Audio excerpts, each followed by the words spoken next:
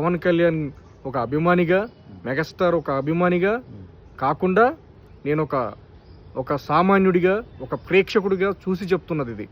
దీంట్లో అమ్మాయి నిధి అగర్వాల్ ఎవరో చేస్తున్నారు, అందులో నిధి అగర్వాలేనా? ఆ అమ్మాయి కూడా బ్రైట్ ఫ్యూచర్ ఉంటుంది. ఇప్పటిదాకా చేసినవన్నీ ఫ్లాప్ సినిమాలు. ఈ సినిమాతోటి బాగానే ఇట్టు కొడుతుంది. దాంతోపాటు ఆ కృష్ణ, జయంత్ కృష్ణ ఉంది ఆ డైరెక్టర్ గారి పేరు, ఆయన కూడా ఏది తీసిన ఫ్లాప్లే. కానీ ఈ సినిమాతోటి ఒక స్తంభం ఎక్కాడు. అది ఏ స్తంభం అని చెప్పలేము. ఎవరెస్ట్ శిఖరం మీద ఒక స్తంభం నిలబెడితే అది భారతదేశ జెండా అయి ఉంటే ఎలా ఉంటుందో అలా నిలబడతాడు. వాడికి కూడా, డైరెక్టర్ గారికి కూడా బెస్ట్ విషయం చెప్తున్నాను. ఏఎం రత్నం గారు చాలా సినిమాల్లో డబ్బులు పోగొట్టుకున్నారు. ఏ సినిమాకు కూడా డబ్బులు పోగొట్టుకున్నాడు. చాలా వేసి ఉంచాడు పవన్ కళ్యాణ్ గురించి.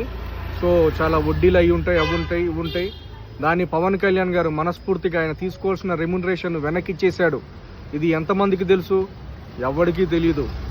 రెమ్యునరేషన్ వెనక్కి ఇచ్చాడు. మీరు సినిమా చాలా జాగ్రత్తగా తీసుకోమని చెప్పాడు. ఓకే, ఈ సినిమా అలాగే ఉంటుంది. ఏఎం రత్నం ఒకప్పుడు ఖుషి అయితే ఎలా తీశాడో, బంగారం అయితే ఎలా తీశాడో పవన్ కళ్యాణ్ తోటి, ఈసారి అలాగే ఉంటుంది. కోడితే నీ అబ్బ దాటేసి వెళ్ళిపోవాలి. బంగారం మొత్తం ఏఎం రత్నం ఇంట్లో కుంభాలుగా పడిపోవాలి. అది